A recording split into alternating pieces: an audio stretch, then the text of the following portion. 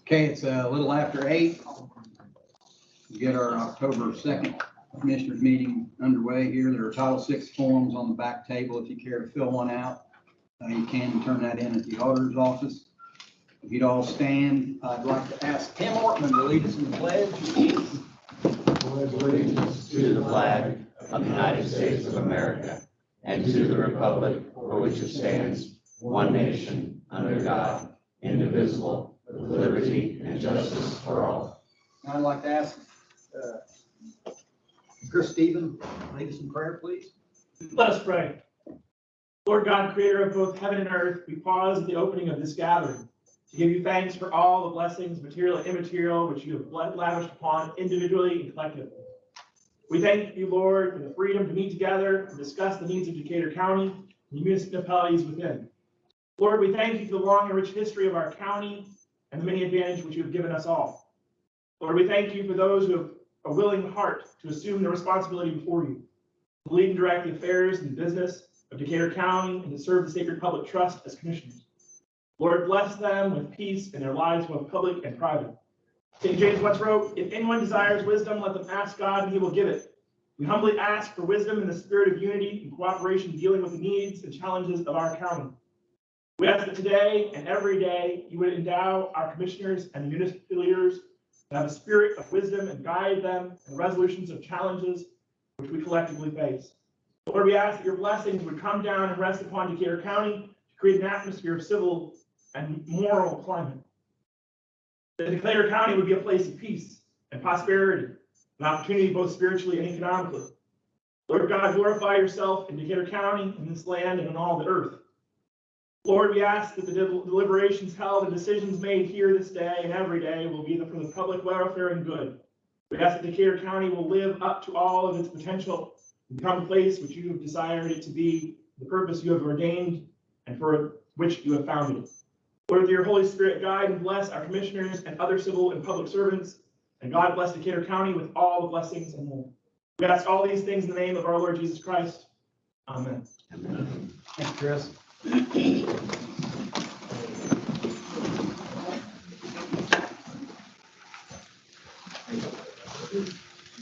Minutes, you guys have looked over the minutes or see any corrections? Yeah, no correction. I didn't have. Second.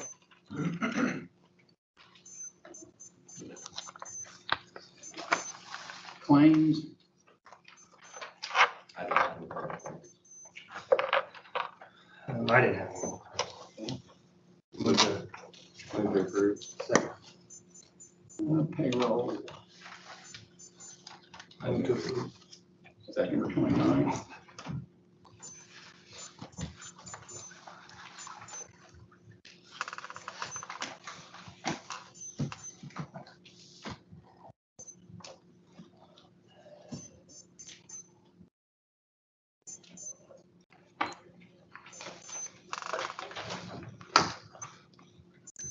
First up, Todd Howe. Good morning, gentlemen. Report for the county, Bridge 236 by the junior high. I think we're pouring the wing walls today, and then Buckman's at bin N1, bin N2. Bridge inspection, the DVE and the RFP submitted to NDOT for advertisement for 2025 through 2028 bridge inspection. Bridge maintenance continues throughout the county. We're mowing, still burning, patching, and we've also kicked off behind the wheel trainer for Decatur County Highway. I've got a gentleman that we hired back and has volunteered to be the behind the wheel trainer for entry-level driver trainers at the highway department. And highway garage, moving along. I think we're still talking 1st November. Other than that, I think a gentleman wanted to come this morning, and that was Mr. Muckerhide in regards to some damage he did to a road. So I guess I'll turn it over to him. Before you start, Larry, who did you point to be the trainer? Todd Rubel. Can you be thinking about a date to have an open house of the new highway garage before we get everything moved in? And No, I don't. can you be thinking about one? Yes, Get one, so that we can get that pushed out to the public so that people can actually come out and see the new facilities and everything before we get all your, okay, are we wanting everything complete? yes. Okay. Yeah, that way we don't have any issues with things not being done, lying around. And everything's, the stone is put down up on 300 North, is that right? From some people I talked to, they said that it looks a lot better. Yeah, we've been putting down stone on the road edges, on that particular road. I don't know if you've had time to drive the other roads or not, see which ones are. Yeah, they said it looked good, so they were appreciative of it. Anything else for Todd? That's for me. Larry? Hey, I was running an excavator on some ground that we rent and it's trimming trees back to the property line. And when I got close to the county road 300 south, and the tree was still on our property. And when I pulled the tree out, some trees, the roots grow down and some grow out sideways. And apparently these roots went through the county ditch and underneath the road. And when I went home that night, I noticed this piece of the blacktop had fallen away. It's like a 2 foot by 4 foot section. And so I did the right thing and tried to get hold of the county highway department, but I couldn't find a number. So I called the sheriff department and I guess they contacted them and they went out and did their thing. And anyway, they charged me for 2 loads of dirt and a load of 53 stones. And they had nothing but 10 dump trucks, and that's 2 loads of dirt is 14 tons each and 14 tons of stone to fill in a 2 by 4 foot damage or hole. I mean, that's a hell of a lot of material. So it's obviously that the ditch and road's deteriorating anyway. And one load of dirt they dumped in another place that I didn't even affect. So they, are assuming that the road's deteriorating other places. And so they're trying to charge me to fix the road. And I guess I'm okay with paying for what I damaged, but I don't want to pay for fixing other parts of the road. And really, they even charged me for overtime pay when I've called their attention to other places that are very similar to this, and they've yet to address them. So I don't know what the hurry was to get out there on overtime pay and fix it. And it's been 2 months now since I've called their attention to them other places. And then they want me to go back and mill the road out 15 feet wide and 35 feet long and re-blacktop it. When they fixed it up now, I mean, if you went out there now, you couldn't even tell where the damage had been. I mean, they've done a good job of fixing where I had damage. And then besides that, they want to hold me responsible for up to 12 months later on. That if it settles, or I guess due to their perhaps shady work that they didn't pack it in or fix it properly, that if it settles 12 months from now, they want me to be responsible to maintain it or whatever. So, I'm willing to pay for damage I did, minus the overtime pay and minus the 1 load of dirt and the equipment, the truck time, and for that extra load of dirt that they dump someplace else. Day of the week was it down on? The damage was done on Thursday, and it's fixed Friday, and we actually had to close the road that night. So that is really come in on Friday and fix it. See, the highway only works 4 days a week. They work 4 10s, so Friday's automatic overtime. Right, but they could have waited till Monday, because the other They had- places I told them about had yet to be fixed, so what was the hurry? The road was The closed. road was closed. Why'd they close the road? They didn't close these other roads where the damage is very similar, they're still open. There, this tree went over, it was out in the roadway, it's substantial. There probably a police report done on it, sheriff did this morning, they dispatched me out there that night. It was a traffic hazard, I mean, we're talking all this deep out in the road, so it had to be closed, there was no way around without closing. So yeah, closed, summertime, Friday we come in and fixed it, got it back past, we put it back. So these other places, they're 8 feet deep because they're at a bridge underneath the creek where it's eroded away. And have you reported those to the highway department? Where are those at? These are on the edges more, this was out, this encroached like a half a lane in the road. That's kind of the difference between one of them. Half the lane's not 2 feet on 15-foot wide road. It is on 300 south, 2 foot's a whole bunch. You're banging mirrors, you're putting tires on the edge of the road, not hit each other out there. I mean, losing 2 or 2.5 foot of road out there is dangerous. Definitely need to be closed, in my opinion. And 2 feet on another road's not dangerous. Show me some pictures of the roads, we can argue the semantics of that if we want, but the closing of the road sounds very justifiable, so the overtime's very justifiable, in my opinion. What about the loads of There's loads down there, we sent 2 loads of dirt out there. To do this at the shoulder area. That night when it happened, the tree was still in the ditch. So when I sent the crews out that morning, I didn't know the tree had been removed, how much more. So I sent enough out there, so one time out there, we had enough material to do it, fix it back. So, we didn't want to spend an extra 2 or 3 hours getting a little dirt going back out. So, yeah. And I told them the extra dirt they had, just lay along the shoulder there, improve the area out there. So how much would have been taken to fix this immediate? I mean, I wasn't out there, but I mean, I guess I'm not going to dispute one load of dirt. So, if he feels one load of dirt what it took to fix it, we sent 2 out and we did have some extra. I have no problem. If he wants to say one load of dirt, I have no problem with that.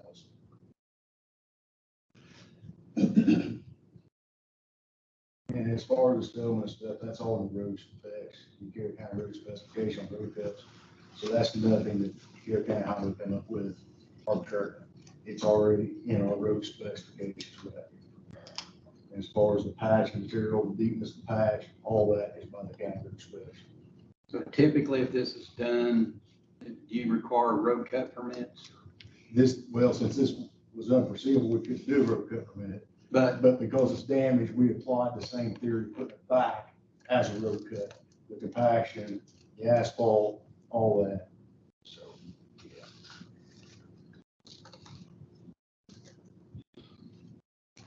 so what's the charge for the single load of dirt? I charged, $150 a load. And, Plus the 225 for the truck, do what, Larry? plus the 225 for the truck. You got that spelled out on another page.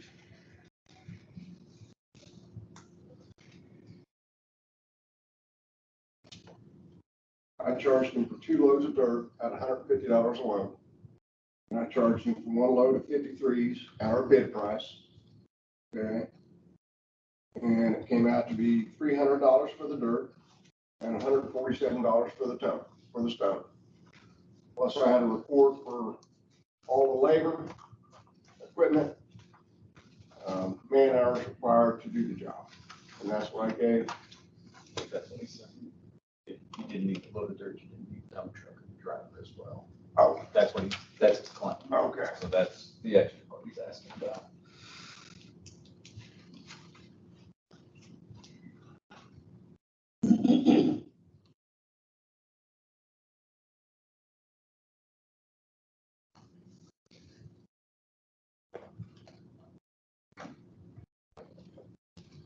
And I'm willing to pay for, the initial fixing, but having the road milled out and repaved, I mean, that's another topic.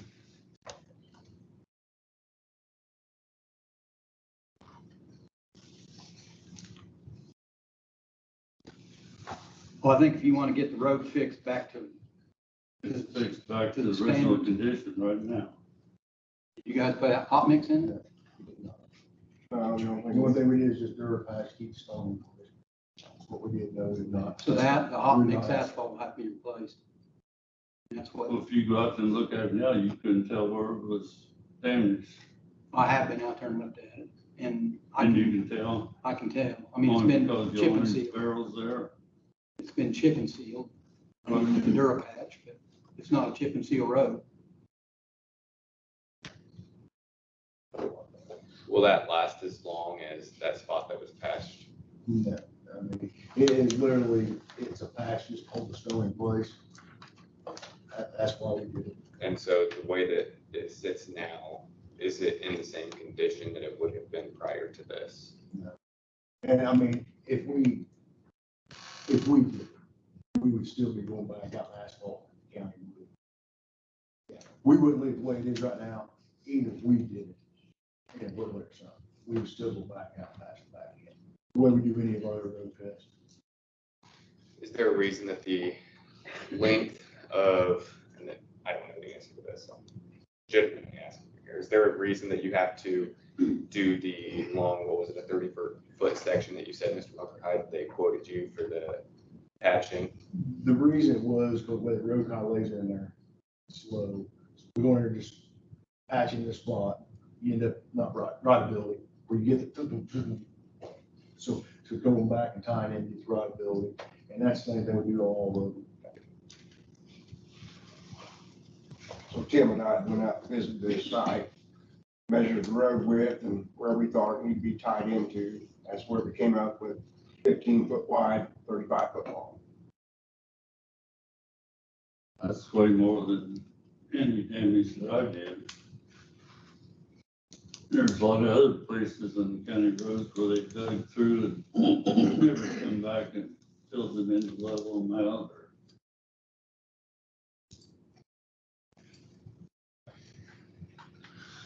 So what's the truck and driver for one? On that?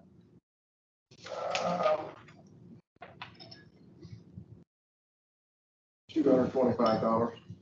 And the load was 150. Well, the Truck driver and dirt. 225 for the truck and driver, 150 for the load. 375 for that. And 147 for the stone? Stone we utilize. It's just one load. of dirt. Oh, I see what you're It's just saying. one load of dirt. So I see what you're saying.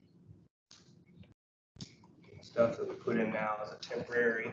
We have to go over that with the more structurally integral asphalt over that, so it lasts more than 3 to 6 months. And then that final top layer also makes it to where it's not a speed bump where the hole is.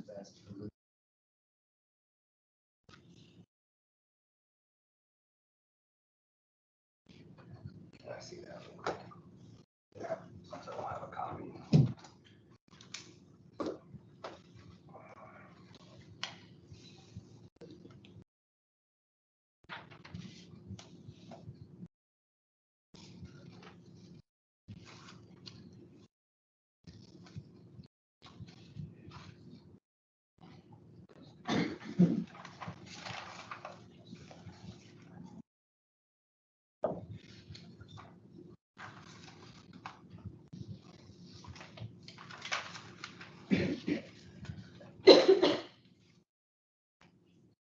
If you're willing to reduce the bill by $375, this initial bill you sent out.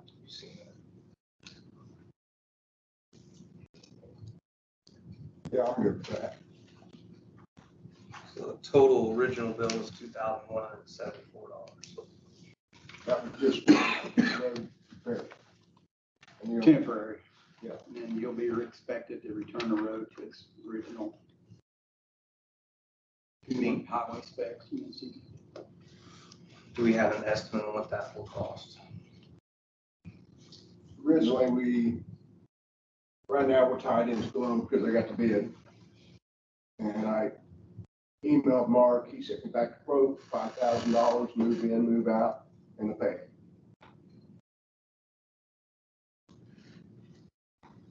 He's more than welcome to get anyone to fix it. Yeah. I told you that. Yeah, he didn't deem that was good, so I took him the specs for the highway and specs from NDOT, which is what we're required to do. And if he wanted to get somebody else to bid on that, to do the repairs, he could do that. I gave him till October the 1st. Submitted him that bill on the, I think, I put the date on there, September 30th, I think is when I submitted it to him. What was the date of this incident? There should be a copy of the police report. August 3rd, 2020.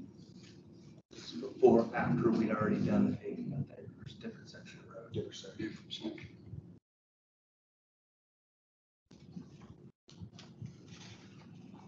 I'll tell you right now, I'm not gonna do that without let a judge decide that.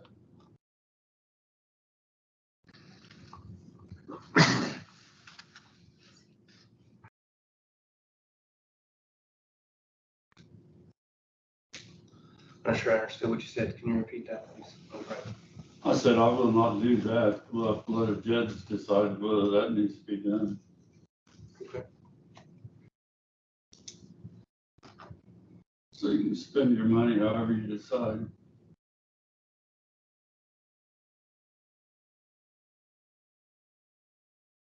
Okay. But I'll pay the initial fix minus extra load of dirt and truck time. So you're willing to fix it halfway, just not all, It's fixed all the way right now. but you don't set those standards. 5 years from now, it'll look. But you don't set those standards. Pardon? You don't set those standards. We have standards we have to follow from the state, from NDOT, highway. That's the standard, what we set the way the road's repaired. Yeah, but I don't have to repair county roads. You do if you can. Well, We'll leave it, what I we'll leave it with damaged, your last statement. what I damaged is 2 feet by 4 feet, and not 15 by 35. We'll leave it with your last statement. Pardon? Thank you for your time. Okay.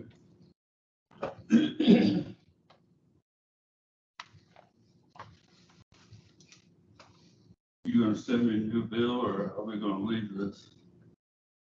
Leave it for now. You sent him a bill originally. Yeah, I can. Just send him a new one. Yeah. Minus the discussed expenses coming off of it. Yeah, Thank I you, can do Todd. that. Thank you, Mr. McBride. Sheriff Bill Miles. Good morning. Item number one, at your last meeting, you verbally approved raising the fee, administrative fee on foreclosure sales to $200. Put a copy of the written ordinance for your signature on that.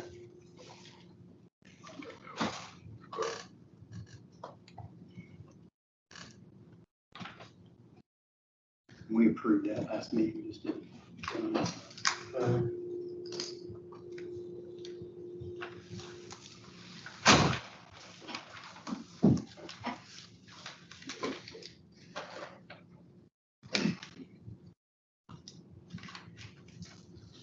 And then item number two, I'm seeking authorization to sell two vehicles.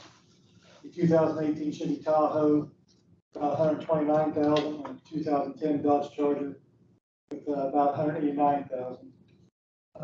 Obviously, they've seen their day and kind of gone high mileage and maintenance, so we're asking to sell those.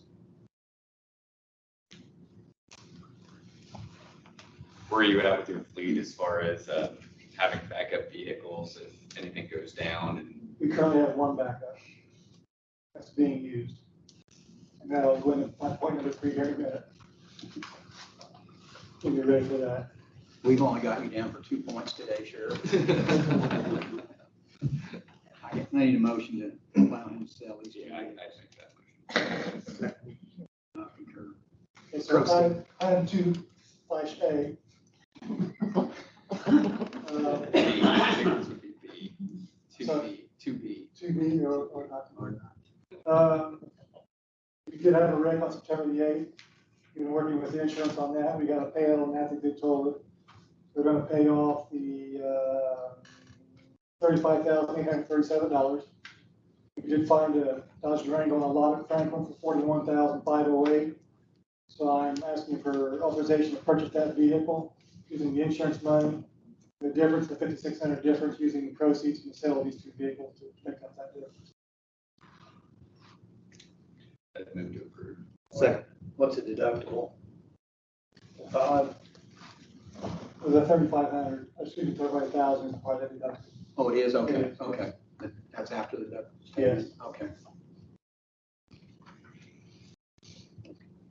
I'd move to approve on that. A second. I'll concur. Then 2C. We spoke last meeting again about the memorandum of understanding between us and court services. Chad's working on an ordinance on that. I spoke to him this morning. We're not quite ready for that. So I'll be presenting that at the next meeting if Chad and I have some further discussion. Do you have any questions of me? Thank you, Sheriff. Thank you. Thanks.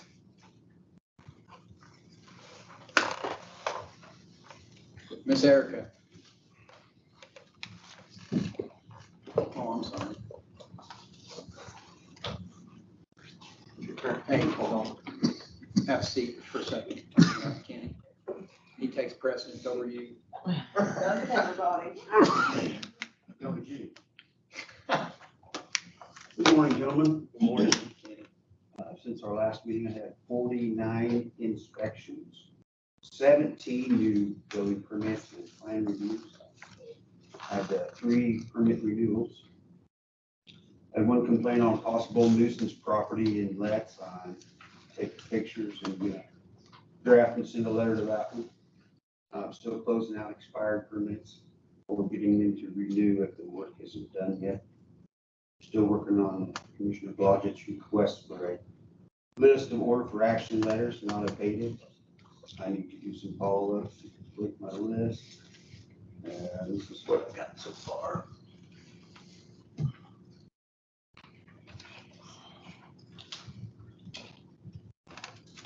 That's all I've got. So you are sending the letters then for the new place in Letts?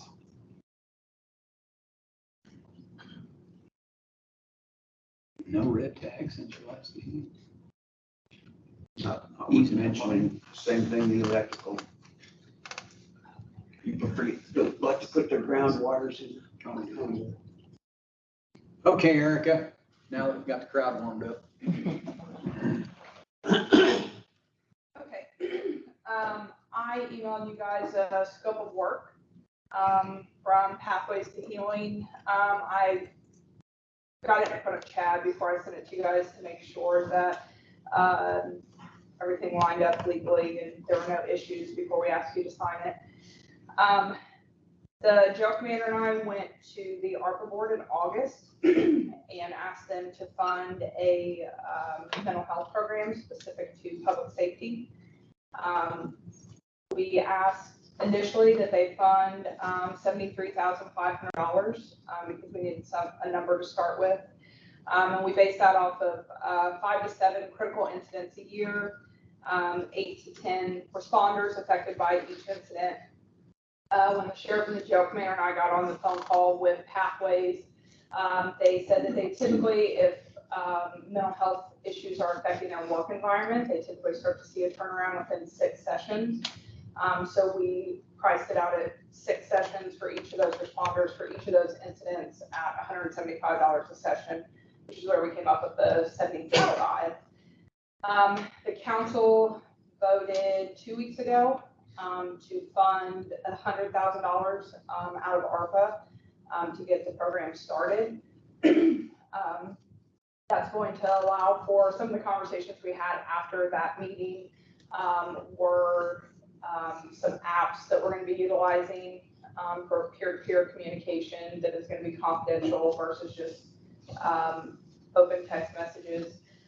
So some of those smaller startup fees that we're going to have to pay can also be paid from that initial 100,000, but the majority of that we're hoping to utilize for public safety, mental health sessions with pathways.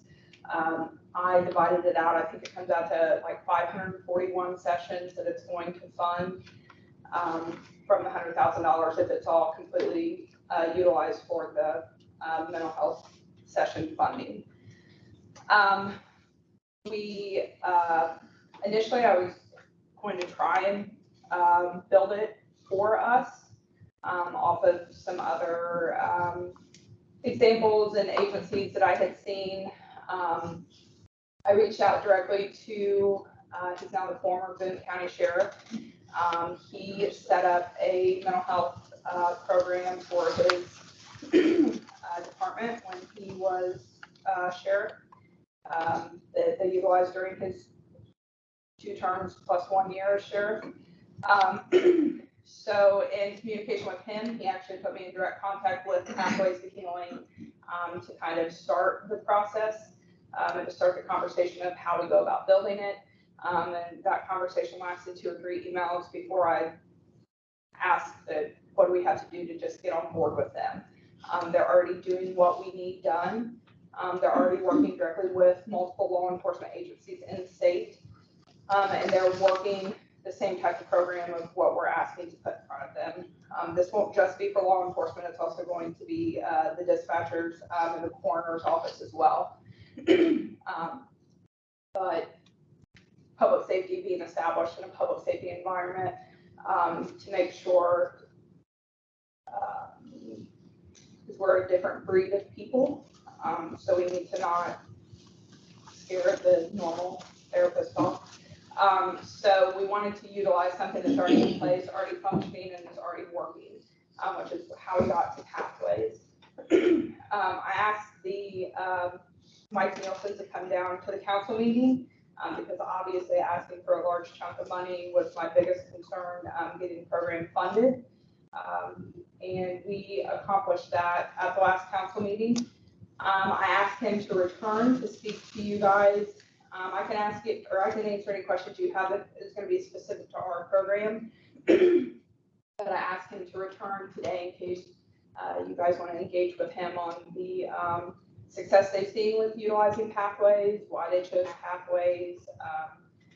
They still utilize Pathways versus why we're not utilizing something closer, or how we're vetting those services. Please engage with him if you have any questions, because it's a 2-hour drive for him every time he comes down here. And then once we answer any questions you guys have, if you guys decide to sign the scope of work, he's going to come back for 2 more training days with our employees to speak to them about where his story starts versus where it is, why he is supportive of mental health, and have prior law enforcement speak to law enforcement because they don't want to hear it from a dispatch director. And that's how we're going to basically roll out the services to our employees. He's going to come down for 2 different training days for be able to speak to them. So what I emailed you and then I gave Mark a hard copy of is the scope of work of Pathways.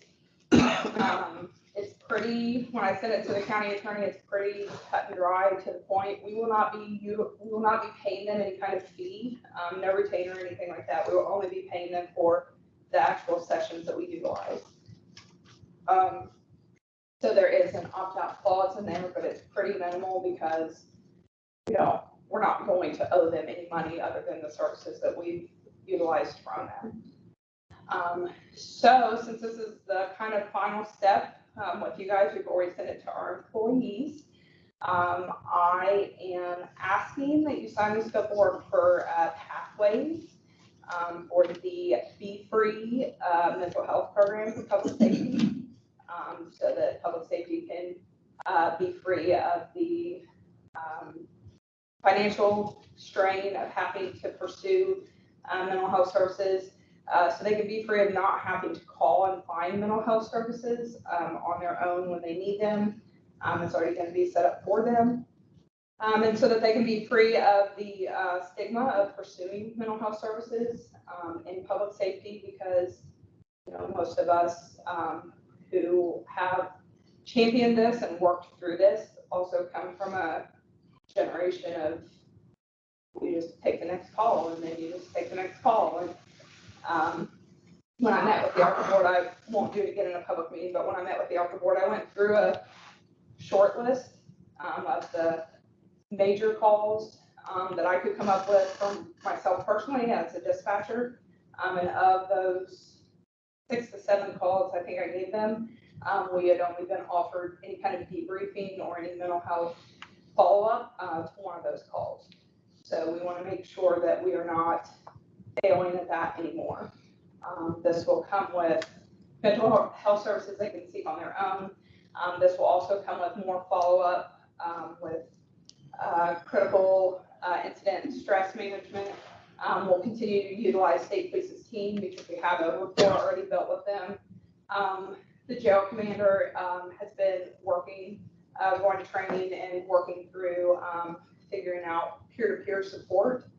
We're going to build that internally so that we're not relying on only a critical incident to recognize red flags in our employees before we get them in front of mental health services. It is going to be 100% confidential.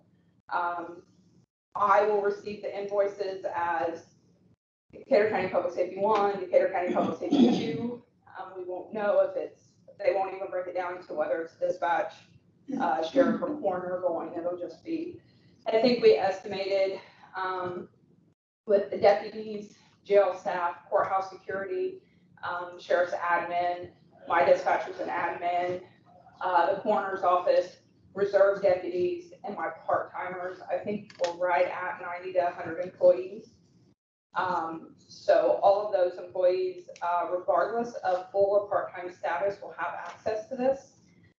Because if you take it all the way down to a reserve deputy, they are responding to and managing the same calls at no cost to the county, but they're still exposed to the same trauma and on scene that everybody else is as well. So we wanted to make sure that it did not have to align with only full-time employees who take insurance or any of those circumstances. We wanted everybody who works in any capacity in any of the departments to have access to it. So Erica, would a first responder, say from a volunteer fire department, be eligible? So they asked me about that in the ARPA board.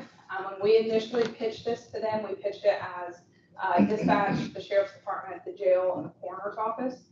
I know the discussion in the ARPA board was, okay, but what about everybody else? What about the volunteer fire? What about everybody who's not covered under that as well? So I told them initially, like, some days I already feel like I've been off more than I can chew.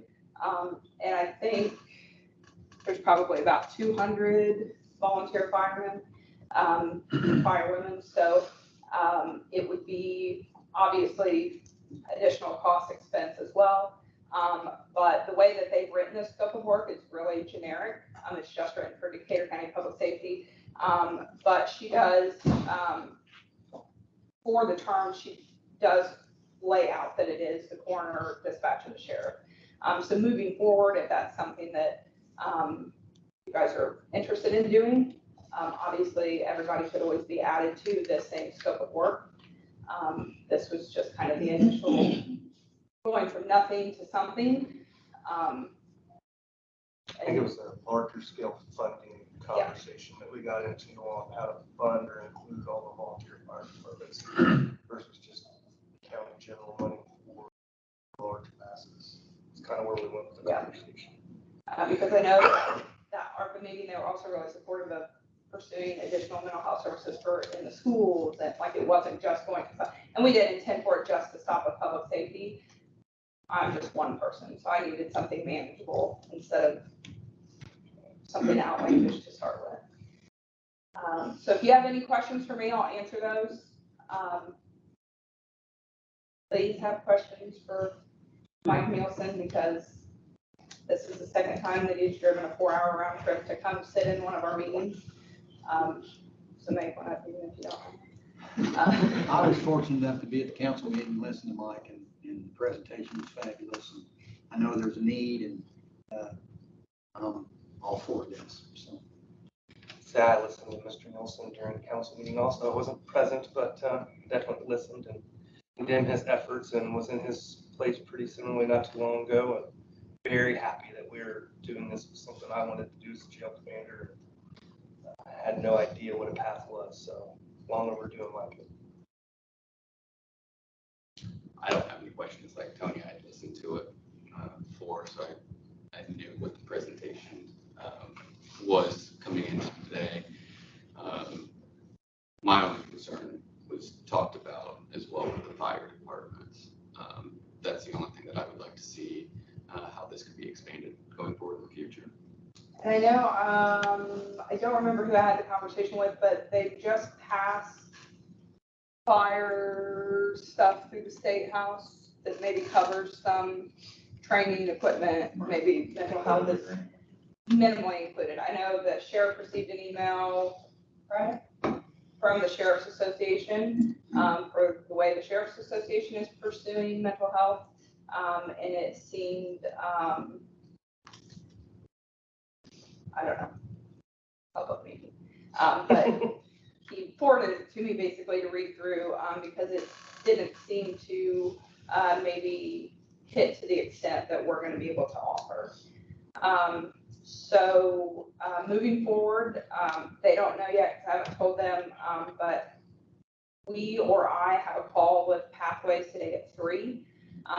She is going to give me any pertinent information that employees need to have access to. I'm going to get it all into a flyer and get those professionally printed to put in the departments in non-public areas, so the squad room, the dispatch center, the coroner's office. That way they always have that access to that information easily. It'll have the name of the apps that we end up deciding to use for the peer-to-peer communication. It'll have how they go about contacting Pathways. Because since it is confidential, they will have direct access to them. None of that has to be run through any of us. And we don't necessarily even have to know that they do contact them for those services. So we want to make sure that all of that information is in front of them so that there's no question for them how to go about getting a hold of who they need to get a hold of. All right, I'll make a motion to approve the scope of work agreement. I would second that motion. Congratulations. Sir, you don't have any questions? This is my 3rd time, so. This is a really long time at 8 o'clock in the morning.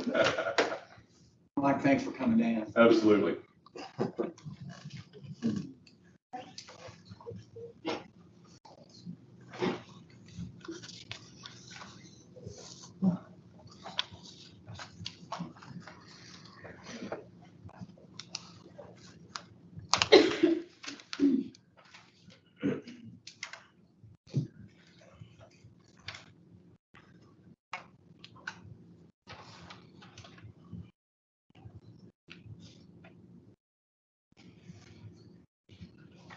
Erica?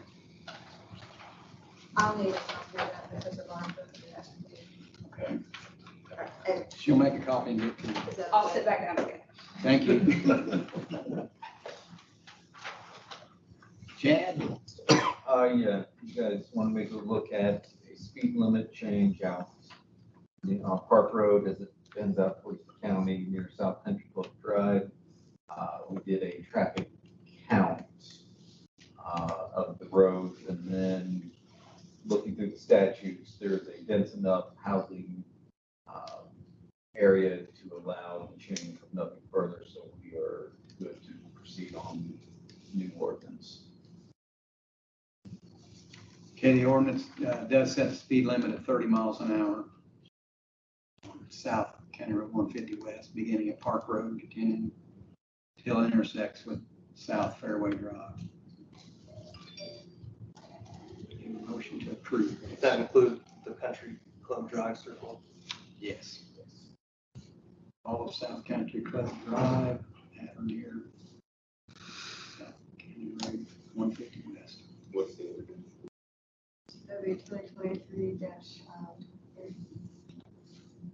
I go ahead and make that motion. Second.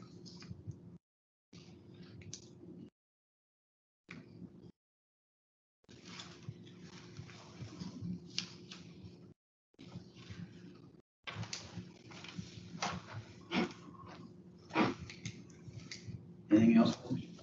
Nope. Patty? Good morning. Give an update. New hires for the month of September. We had one for the detention center, one for the Board of Health, one for 911, and one for the highway. A general announcement is that we're doing flu shots for county employees. This is done by our Board of Health, and that will be Friday, October 20th, here at the courthouse from 8:30 to 3:30 in the small meeting room. I had sent an email out to Decatur County All so that everybody can access that and set up your own appointment time. However, if that day doesn't work for you, in that link, there's a drop-down menu and you can choose another date and location to get those flu shots.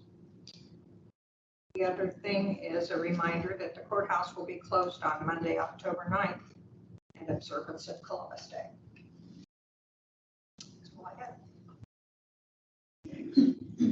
Can we jump back on that ordinance real quick, Mark? Yeah. Todd, are you gonna be able to get some speed limit signs Yes. out there? That way people actually know what the new speed limit is. Thank you. When you get those put in, you let the sheriff know that they're installed so you can start enforcing them. Okay. Appreciate that. Diane and Shannon. Good morning. Good morning. I'm Shannon McClode with Diane Hart, and we are here to just give you a little update on the Y project and make sure that you still are on board with us proceeding forward. If you recall, a few months ago, we were here hopeful that we might be able to apply for the spring round of funding through the Office of Community Affairs. This would be for a $500,000 grant to help the Y replace the roof on the original portion of the building.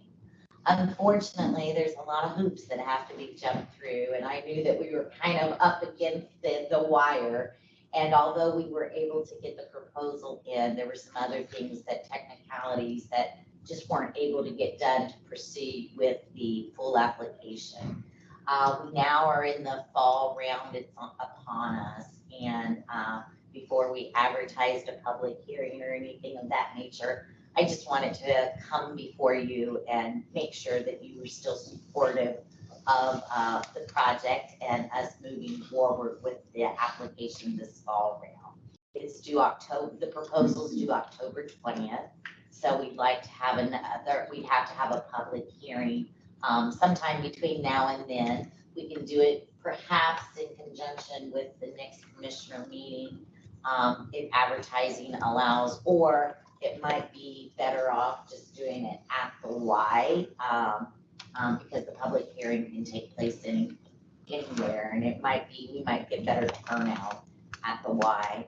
But we'd have the public hearing, proposal will be due October 20th. Mark, unfortunately, we would have to have another site visit, I know, but we would have to do that sometime in November, and then the full application would be due December 22nd, with grant awards being made 1st of February. I think that's kind of what's on the schedule for next year. But that's it, just wanting to make sure that you're still supportive of that.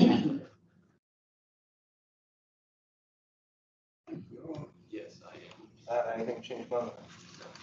We're good. All right, great, Thanks thank for coming you. in. Bids for county logo, vehicles and clothing. Looks like we have one for the vehicle there, Mark.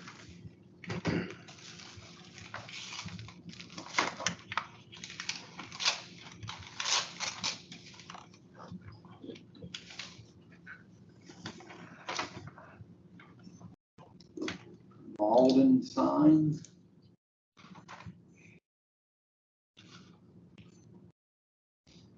Vinyl decal is $256, installation $128. For full-size doors. Vinyl decal for mid-size is $120, installation is $60. Vinyl decals for standard cab trucks and similar vehicles, which is a 36 by 12.5, is $60, installation is $30. Magnetic signs are $25 each. 12 by 18 is $25 each, and a 12 by 20, or 18 by 24 is $35 each.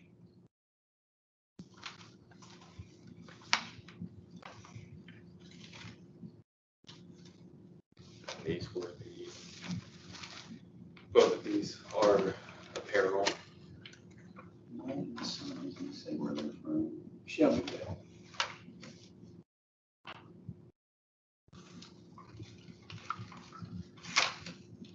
This one is from Rivera's screen printing.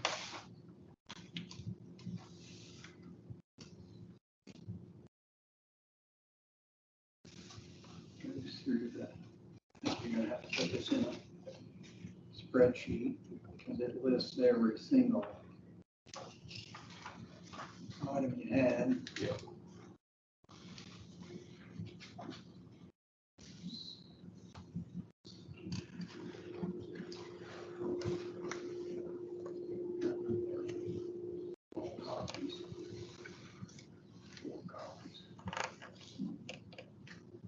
It's a copy for each of you.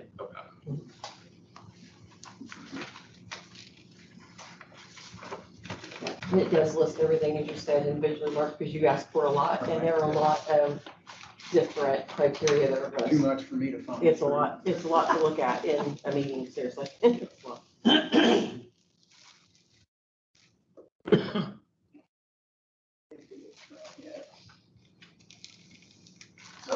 From Baker Design where it's made.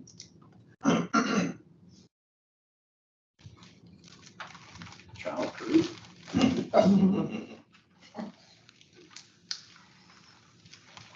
Yeah, pocket knife. Don't let the sheriff see me.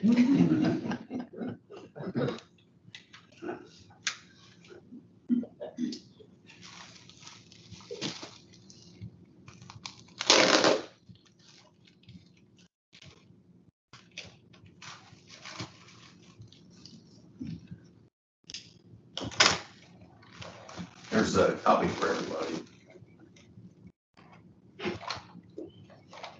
Get this together.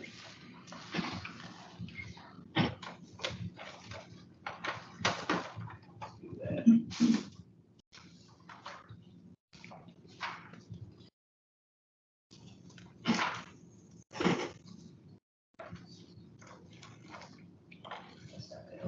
So she'll have to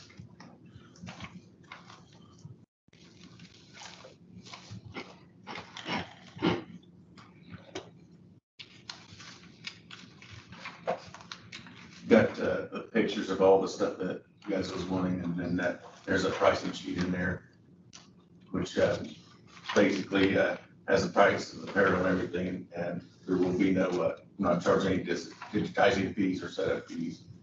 Just keep the apparel, we waive all the fees.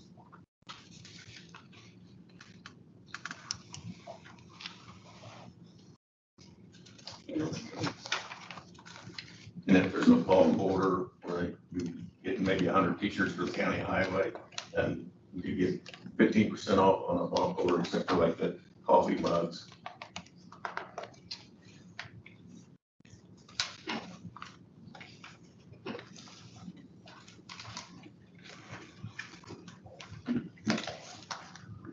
You guys have any questions for either of them? No, I just have to review these. Yeah. I'll just need to look at them. I'll have to review them all later out. You guys have any questions for us? Okay, review. I think it'll take you time to review. Yeah. Yeah, there's a lot there. There's a lot in there, yes. Thank you both for participating. Yeah, thanks very much. You're welcome. Yeah, all right. That's my homework list.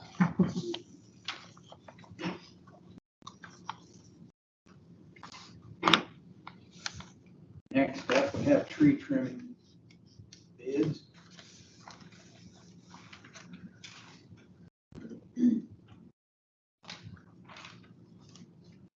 These were to trim everything inside the courthouse sidewalks of the square, interior sidewalks.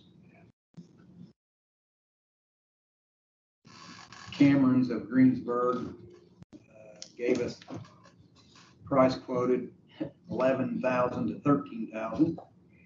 Arbor Management of Sunman gave us a price of 8,800. And Adams Tree Service of Greensburg gave us a price of 5,150.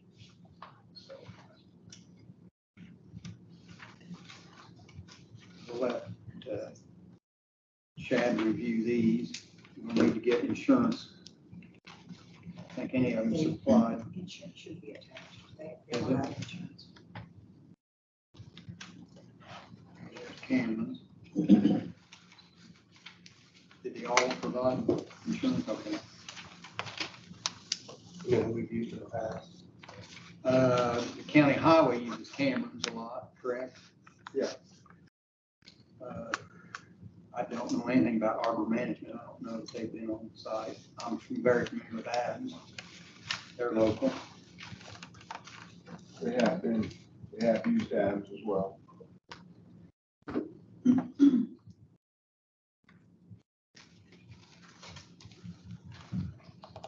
So if you want to review these or make a decision, so the trees do need to be trimmed here in the courthouse, that's for sure. So.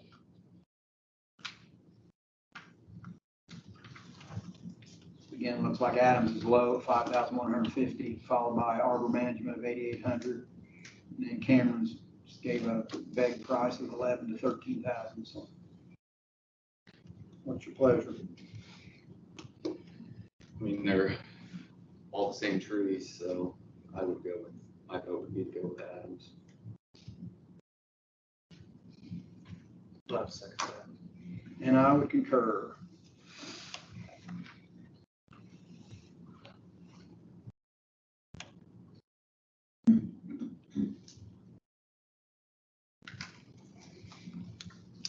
The other bid we have is a boiler emergency shutoff that the state is requiring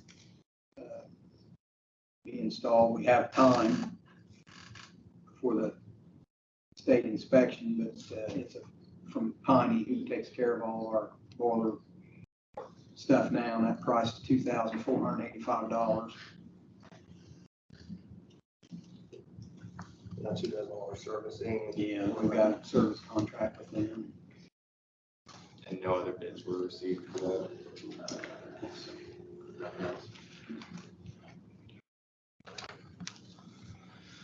Make a motion to approve. That's it. Concur.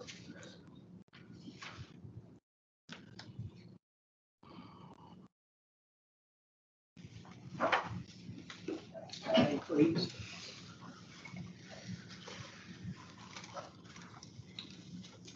I've got a letter from Reedy Financial to the commissioners, came certified mail, that the city of Greensburg is having a TIF, the Greensburg Redevelopment Commission, having their annual meeting. And of course, commissioners were invited. It's October the 5th. That's a Thursday evening, 7 o'clock at City Hall. Any of either of you want to go? Should be as boring as one of ours. Is that a public meeting? It is.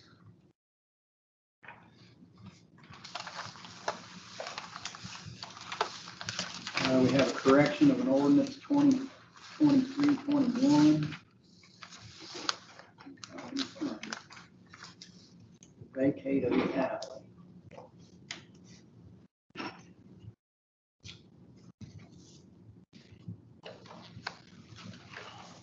I got a copy.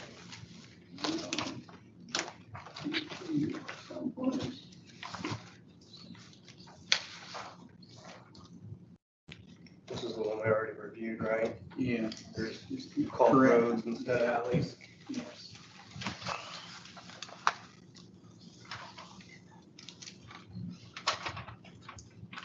So you have, that came from, you go through this?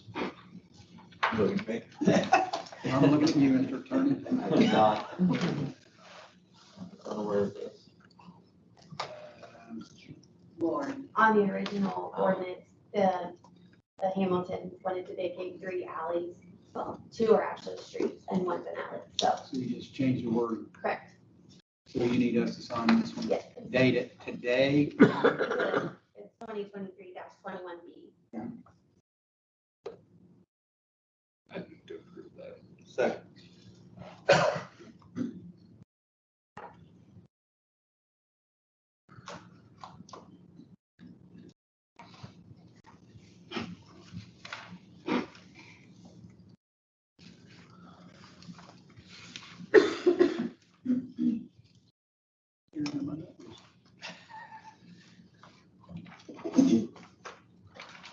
Yeah.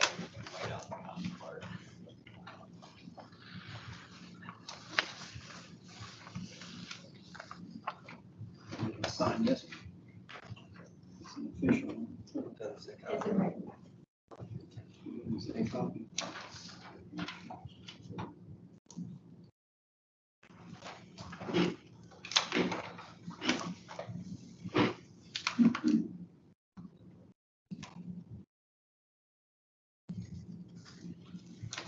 Thank you. Next, we have up a request for use facilities, a holiday walk from Main Street, December 2nd, 2023. Doesn't say the hours. But, all parking spaces on the northeast and south side, no parking lot on Franklin, and all courthouse lawn.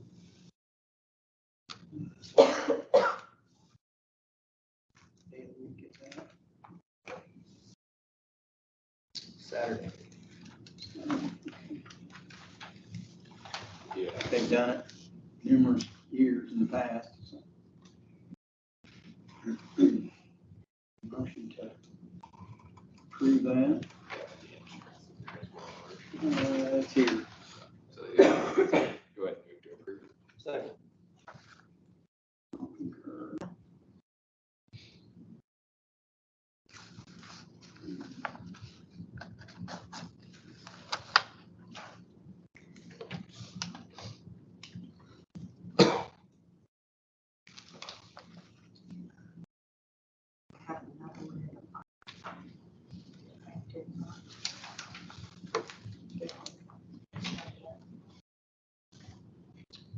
Okay, there's a request here from the Decatur County Pride Alliance. Yes.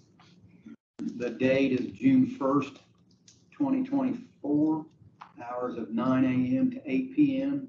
Wishing to use the courthouse grounds. Want to have a festival plans for a couple of food trucks, live band, or DJ and vendors. We will need limited electricity. We are planning on having private security and porta potties. Saturday also. Okay. And their insurance certificate is here. Make a motion to approve. A second.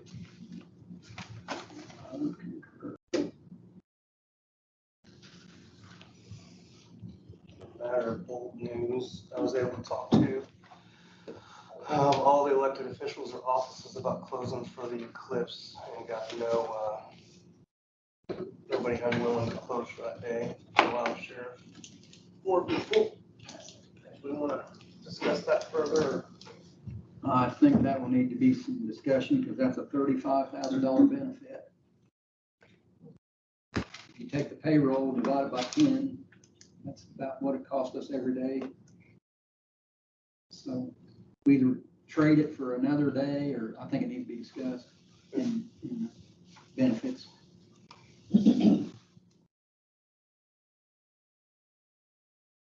That's my thoughts. You guys can. I think there needs to be consideration with all of the traffic that we're being told we need to be aware of from the state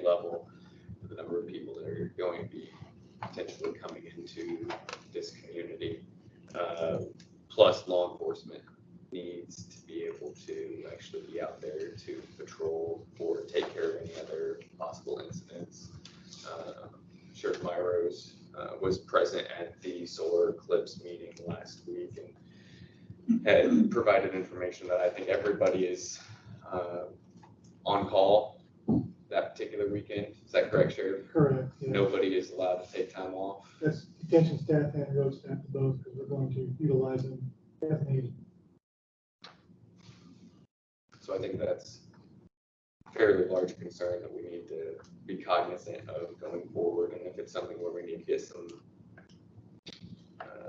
added input here, Mark, to make that decision, we can do that. But I think it's definitely something. That I don't agree that we should be closed. I can't see adding another holiday to our schedules. For one of the largest holiday schedules in the state of Indiana, not to knock anybody, but we're pretty frugal with our, so that's just my thoughts. You got some time to make that decision, I think. Okay, the last thing I have on our schedule is Carol Geis. Do we want to take a quick break, and anybody that doesn't want to hang around for this one, because I think this one might take a little bit, take a quick break, let people filter out. Well, get Brian to, Dawn, you have anything for us? I do have a report for Brian. Approval of the economic development agreement for the Fletcher Power project will come before the council for approval at their next meeting. A similar structure is being proposed for the waste heat project, and that EDA will be coming before the council in either October or November. Ready planning continues with the IEDC visits beginning in December and January. It is Brian's suggestion that the county assemble and select some key projects they'd like to pursue for this next round of funding. And then the reality check event was a great success last week. We'd like to thank everyone who helped to make it happen. The kids were hopefully, in his words, scared straight, finding out just how much everything costs. If you have any questions, you can call Brian at EDC. And then on the chambers behalf, we've just launched our annual dinner plan. So tickets are now on sale on our website, and we'd love to see all of you there. That evening, we will also be awarding the Entrepreneur of the Year Award, Small Business Grant, and the Don Horan Community Leader of the Year Award. Anyone can nominate someone for those awards. So if you have someone in mind who you know has stood out among the crowd, doing a lot of extra, whether they're serving on committees or boards, please nominate them. We have a great committee that will go through that, and then we will award that person that evening. And that's November the 17th, which is a Friday, and that will be held at Heritage Hill Events this year. Thanks. Thank you. One reminder, Saturday, November 4th is the Winter Storage Day at the fairgrounds. Get that out there, radio and newspaper. That starts at 8 a.m. Campers and boats and anything else they want to put in the buildings. Anyone else? We are recessed for this hearing. Thank you. Carol, if you want to step to the podium.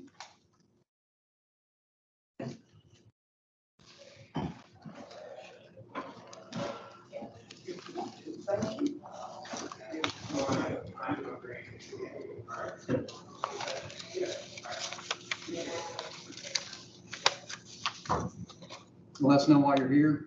I'm here because on September the 6th, the sheriff's department sent out two deputy to come on my property, and they stole, the co-alliance filmed both of my regulators, the one off the house and the one off my propane tank. They were allowed by Judge Bailey to take the propane tank and blocks underneath it. And I went to David to get assistance to get propane, and he denied me service. Because I need two regulators and propane. Jimmy Moore has recently, last week, purchased the two regulators for me, but I still need propane. for my tank, so that I can wash and cook and everything.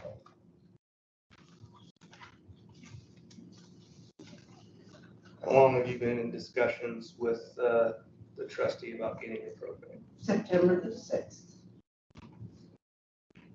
They didn't start before that? No. They were supposed to come and get the tank 10 days after the ruling on the 31st of August.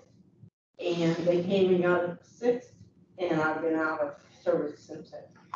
So you weren't in conversation with Mr. Israel prior to September 6th about getting your propane tank? He knew about it because he was in the hearing testifying for me. But you didn't make any requests prior to September 6th to get your tanks filled to Mr. Israel? I have made a percentage to get another company to pull a tank in there for me, and he was trying to help me then. But Jimmy Moore found a tank that they could purchase, and him and Legal Services went, besides Tammy Winning from the foundation, to buy the tank for me. So they purchased the tank for me, and I was in still need of the 2 regulators and propane to put in the tank, and I was working with him, and he said that the $200 that Tammy said an anonymous donor put towards it, he wanted to claim that $200 of helping me, and it was not him helping. When did you start asking Mr. Israel to put gas in your tank? I would say it was after the 31st, after the hearing. So you were not in conversation with Mr. Israel in April of 2023 asking for money to fill your tank? I was in conversation with him to get me some money for the thing, but at that time I was in the EAP program, and my EAP benefits was approved, and I got it through that. But that was the tank that was on my property that I was renting at that time. This is a brand new tank because Judge Bailey made me give the tank back to Dan Leary. And so Co-Alliance bought his property out. What had happened is on March the 15th of 2022, Dan Leary called me and asked me if I wanted to buy that tank for the money that he owed me. And so I talked to my brother, and my brother told me to go ahead and do it. And then a year and a half later, he wants the tank back. Wants to go back on his deal and wants the tank back. So Judge Bailey, we had a hearing, and Judge Bailey ordered me to give it back. They were supposed to bring an officer out there when they came and got the tank, because the gentleman had threatened my life 2 or 3 times. And they sent somebody out there in 3 days to get it. And when Thule came out on the property, he let them take my regulator right off the house and off the propane tank, which those 2 I had paid for out of my pocket. When was your propane tank delivered to your house? They delivered it the 13th, Wednesday. Of September or Yes. of August? September.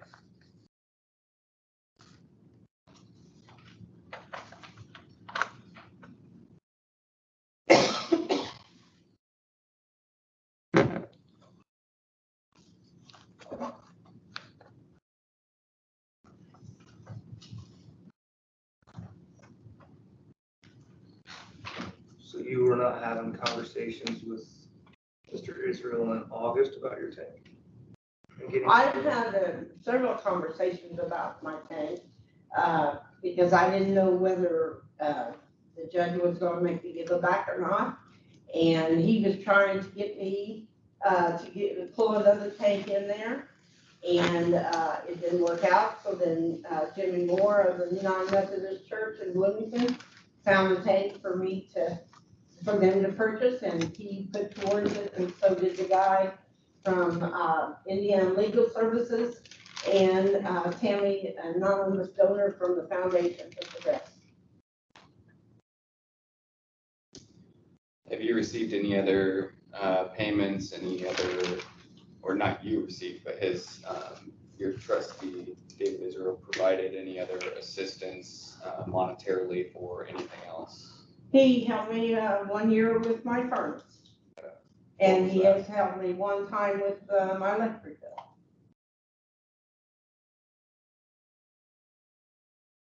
When you apply for assistance with the township, is there a form that you fill out? I did.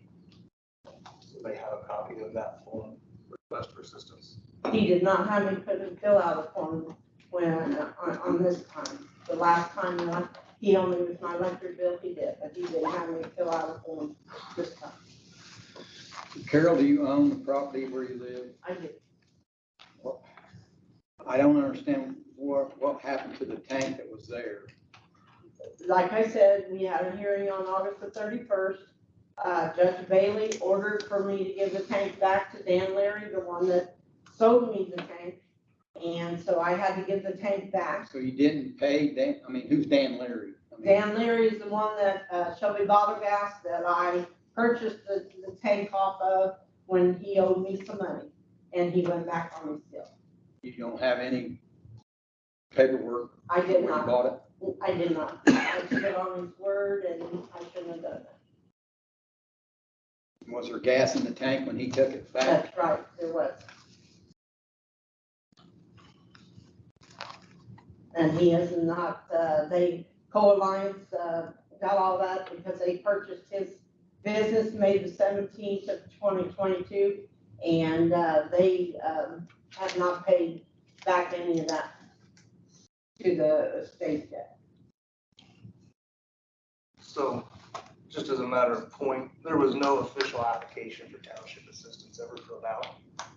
So the appeal within 15 days is not there because there was no request for assistance. The only thing I can find so far for the assistance for tax is a statutory appeal. We don't have anything to show a start date for this conversation. Just a matter of conversation.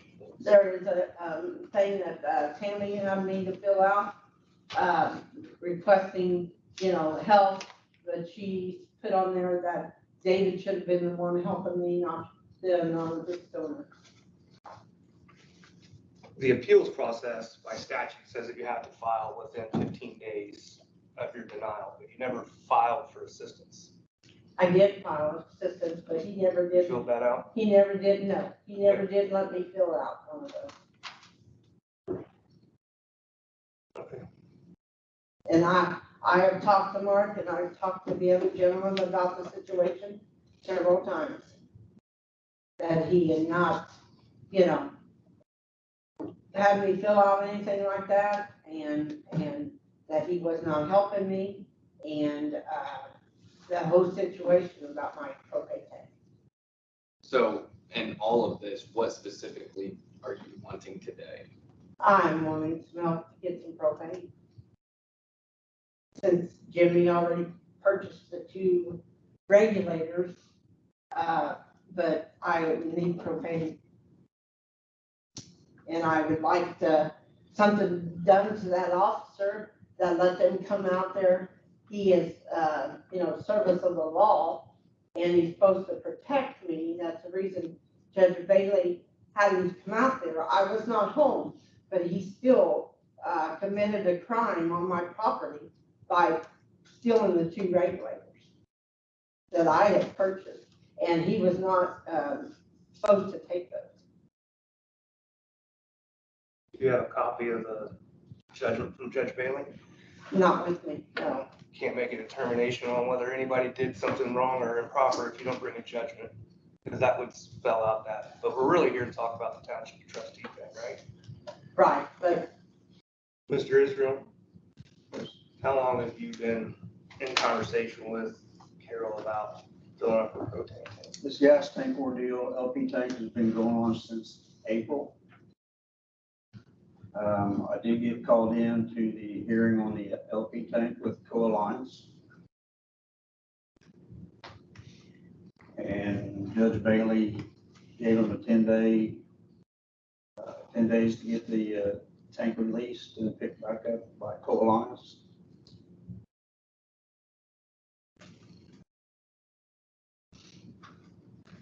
In your opinion as trustee, when did the request for propane start? Was it two separate requests or has it been just a continuous? What started out was she wanted me to basically set her up for a different provider for LP gas. I, as a trustee, cannot do that. That's not part of my scope of my job. Because in that way, it falls on me as far as trustee in the township. And if you do it for one, you have to do it for everybody. So no, I'm not going to set up an account for somebody, just like electric bill or water bill or anything else. You know, we can help you put gas in the tank. We can probably help you pay your water bill a little bit, and some electricity. So.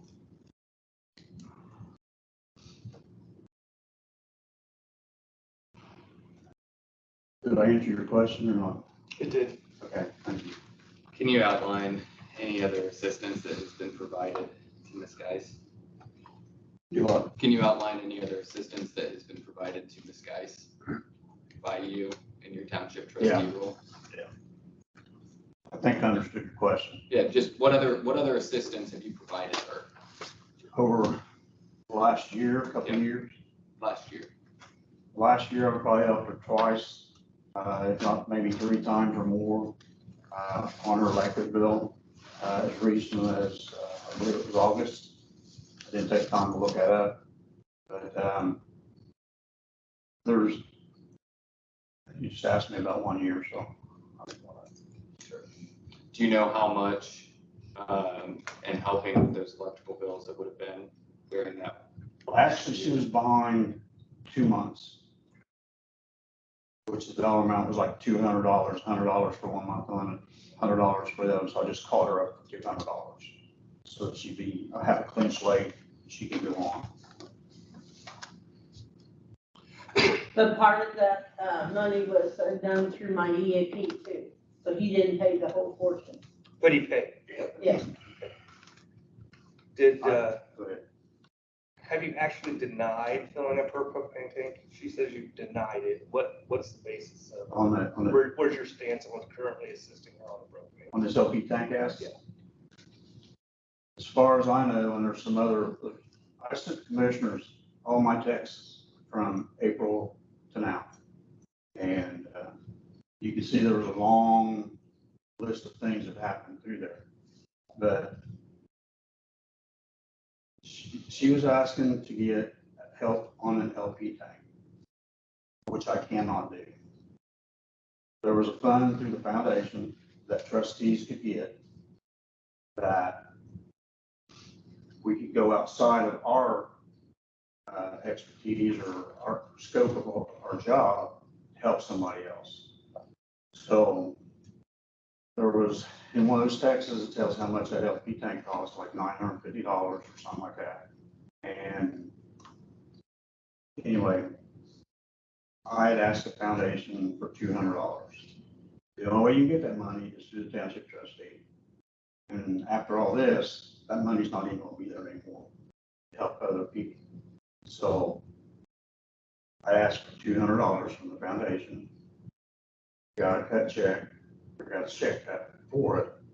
And all of a sudden, she wasn't going to go with Shelby County Co-op because I think she upset them. And then they found another one. So I think Premier Ag got involved with it. And somehow, anyway, she ended up with $950 to get a brand new LP tank. And what runs through my mind is this has been going on since April. And they took the tank. Now, I may have misunderstood a while ago that she borrowed a tank or something, because otherwise I think she's not been living there without any heat or hot water. So. I had the tank until September the 6th when they, Judge Bailey had them to come and get it. The foundation money was not through the trustee. it was an anonymous donor that Tammy said, come up and stepped up to the plate to give the $200. It had nothing to do with David giving anything. But the tank is now paid for, that's sitting here on your property. It is. Who paid for that? Because you said your It pastor is, paid for my pastor, Jimmy Moore, gave part of it. The Indiana Legal Services helped me, and Tammy, the anonymous donor, paid $200, the rest of it. And did you go to Tammy and request that money? Did I what? Did you go to Tammy and I request? did go to Tammy. You went to her and requested it? I went there, and talked to her about getting money through her. And then she was telling me that David had been up there and David had told her that it was her responsibility, but she said, no, it was his responsibility to help me. And then I also went to the Gabi Center and was trying to get the Gabi Center plus David to do a portion of it. I mean, I'm not asking you to fill the whole tank. I'm asking you to get the minimum amount of $150 until this co-alliance releases my fund back to the state, and then I can get it through the state. But he has not done that. Lay out for me the cost of the tank. $900. Break it down. 350 was Jimmy Moore, $413 was Indiana Legal Services, and $200 from Tammy's anonymous donor. Do you have that bill? Do I have that bill? Yeah. Yes, I do. You have it? No. I have it at home. I didn't think I needed to bring that. That has nothing to do with what I'm asking David to do. Well, it does. In my opinion, I'm asking questions. Who did you get the tank from? You bought one? Now, Jimmy Moore had talked to Premier Ag. Who's Stephanie? Who's Stephanie? I don't know who Stephanie is. Stephanie told you $100 for the tank, $239.10 to set the tank, $1.79 per gallon for propane. They put in 8%, which is 212 gallons. Equals $379. I don't know anything about her, that. The only one that I talked to was Donna from Lawful Valley in Osgood, Debbie, her name was Debbie, and was trying to set a tank on there, and So that, you wouldn't have sent that message to Mr. Roosevelt I don't know who that on is. July 20th, 2023, 3:53 p.m. No, I don't know who that is. Because I think what this text is outlining is the total cost to have a tank set on your property, including propane. No, they don't. That Lawford Valley was going to set the tank and not charge me nothing for the tank, but they would if I got my EAP after Co-Alliance get some money back to the state and I set it with them, then they would not charge me for the tank. But in the meantime, Jimmy found this thing and bought this tank. How much gas do you have in the tank now? How many? I have nothing. You have 0 amounts of gas? Yeah, it's empty. Okay. It was just set there on the 13th. Are you aware that Co-Alliance, the day after they took your tank, had actually written a check for the gas that was in the tank that they took back that was theirs? No, they have not. Per my Bruce Jones of Indiana Legal Services, he said they haven't sent a check back to the state at all yet. I'm looking at a copy that was submitted. Was this through the actual civil proceeding in which Judge Bailey had ruled? So there was a civil proceeding, the case in which Judge Bailey had ordered Co-Alliance to come back and take that tank from you. They had submitted documentation as part of the evidence in that case that there was a check that was written for the amount of $1,480.55 on September 7th, 2023, paid to the order of, I'm not sure, it says attention EAP. So that would have been the EAP that you had previously gotten funds But from, he did, correct? he has not, they won't let me use those funds until he gives back the $660.98 that Dan Leary said that he had on my propane. The EAP money. The EAP money from 2023 and the money in the tank. He has not done that. So had the gas that was in your tank before it was taken, was that gas that was actually provided by the EAP? Correct. So you hadn't purchased any of that gas that was there? I have purchased, not $80 of it. $80 worth of gas? Right. So that got you at most maybe 40 gallon? Yeah.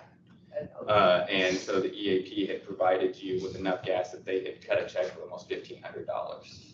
Well, they don't give the check. Or to not me. cut a check, but provided gas. They provided it through, Shelby Gas, the guy Dan Leary, that I was working with, that, for the tank. It's my understanding as well that one of the regulators that was taken was returned to your home. It was not. The regulator that he returned to my home was a regulator that was, out of date, can't use it. So, Indiana Legal Services had me to send the tank back, the regulator back to him, because the provider that I'm thinking about using now, when my EAP gets straightened up, they said I couldn't put that on my house or on the tank. So you realize with this check, there is almost $1,500 that is the same amount for the gas that was in your tank before. But they will not let me use it until he returns all the funds to the EAP.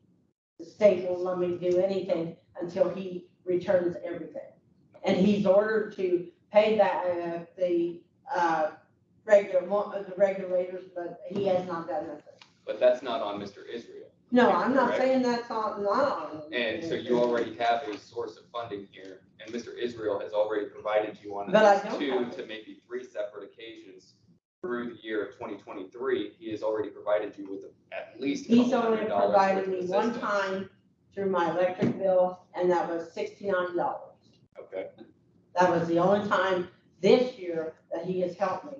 The other times I got it through the EAP. Can I ask a question from Mr. Israel real quick? Is that okay? Yeah. Okay. How many other people have you provided assistance to, or that you have served in your township through the year of 2023? How many? Yeah. Probably 12 households. Okay. Do you know how much you have provided to them on average? An average on, back in, I know I needed my ledger, I brought it, but around the 1st of May, I was averaging $400, that's times 3, that's $1,200. Wasn't able to do that if it hadn't been for to help those clients because of that special money that comes out of the foundation to the township trustees. I was able to give them $800 because they owed more than that. So I was allowed to use that money from there. So, but otherwise, other than just the light bills, water bill, that's been about it. I've had about 12 different people ask for help so far. Anybody else have input? I know there's some other people here. Potentially, is there somebody else that has any input on the subject? Comments? Kim, you're mentioned in this. My name is Rhonda. Rhonda. She did call and ask the Agape Center for help, and I did deny her because of her attitude and the way she talked. She's very, very rude. After you told me. As far as. She's speaking. As far as helping her, I mean, our file is this thick from helping Carol. And I don't understand what she does to help herself. But as far as we've been in contact because of David, she's called and complained about David, saying that he's lied. He took her, the sheriff's department, she's suing them because they took a regulator or something like that.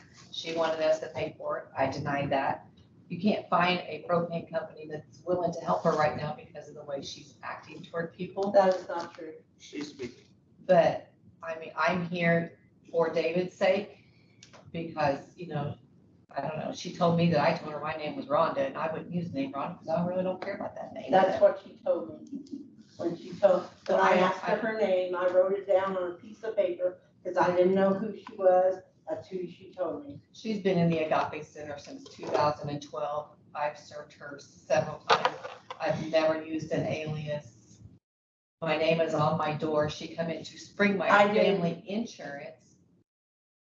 when the Agape Center was closed, and my name is on that door, and I specifically say my name is Kimberly Springer, and I tell her my titles for both companies. She did not say that. She told me that her name was Rhonda, That's fine. and I did not know who she was. I had never seen the woman. Does anybody else have any input or things they'd like to add to the conversation?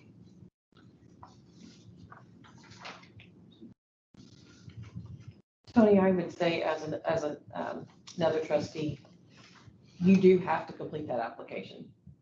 It's available publicly all the time. I don't feel like you can appeal a denial if there was never a request made to deny. I'm in agreement. Do you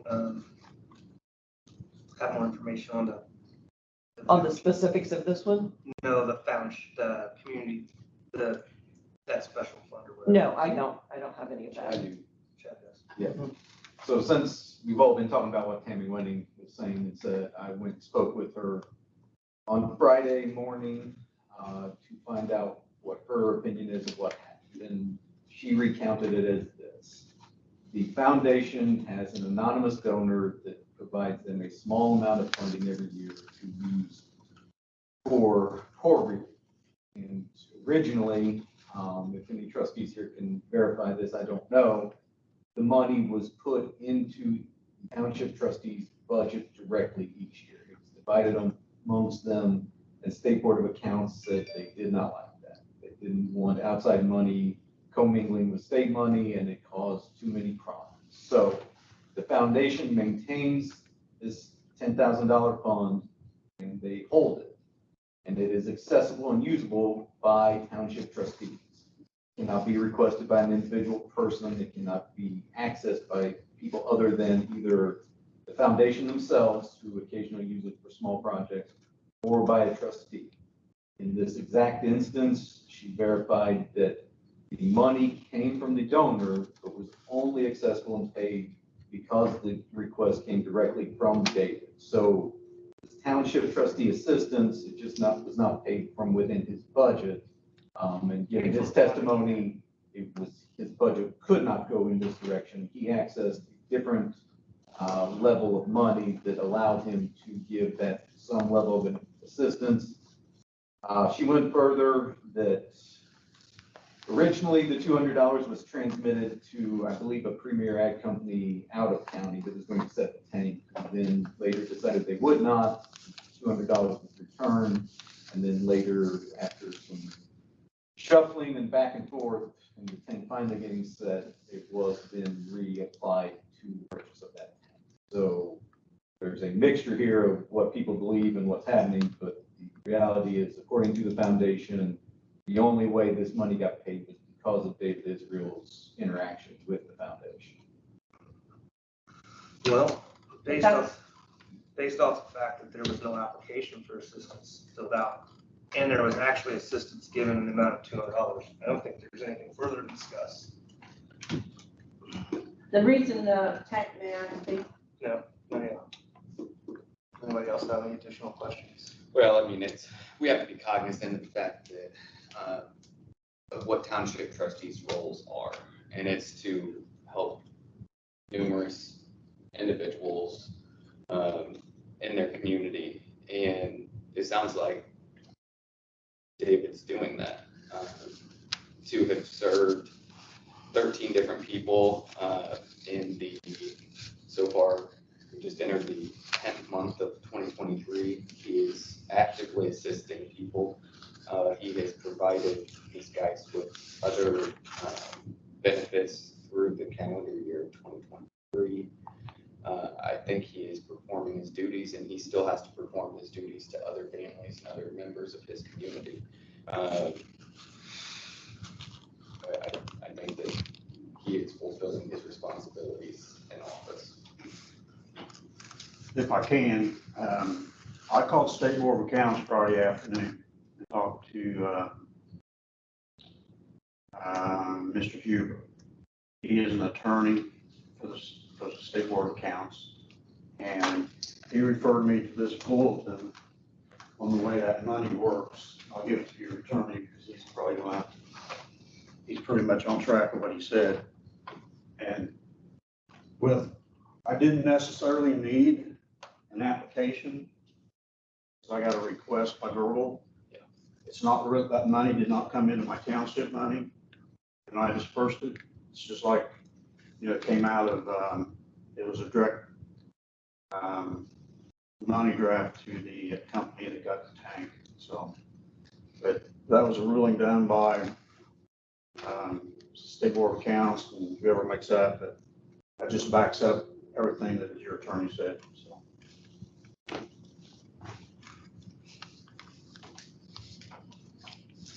Anything else?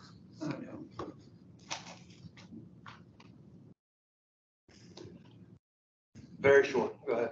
Yeah, I talked to the Office of Attorney General because I am writing to these people about this situation. And they told me that trustee's obligation, it doesn't matter how many times that he has to help people in his township. That is his job and responsibility as far as a trustee. And his role, I mean, he don't have to do the whole thing that they are asking, but he is to serve his township. And since I live in his township, he should help someone. I think Mr. Israel's done a fine job of helping you, and I applaud him for his efforts.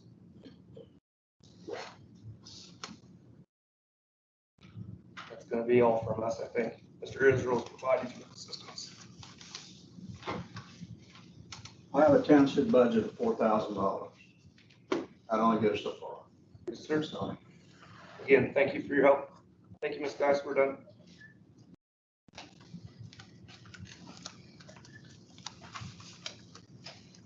Mr. Israel, is that 4,000 annual? Yes.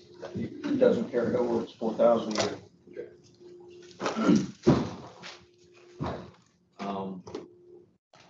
Just for your guys' awareness, in 10 working days, an official order on appeal must be issued. I will prepare that, circulate it. And she will be advised of her right to appeal to circuit court and all the other statutory provisions contained there. Thanks for everyone's input. We are finished. Motion to adjourn. Second.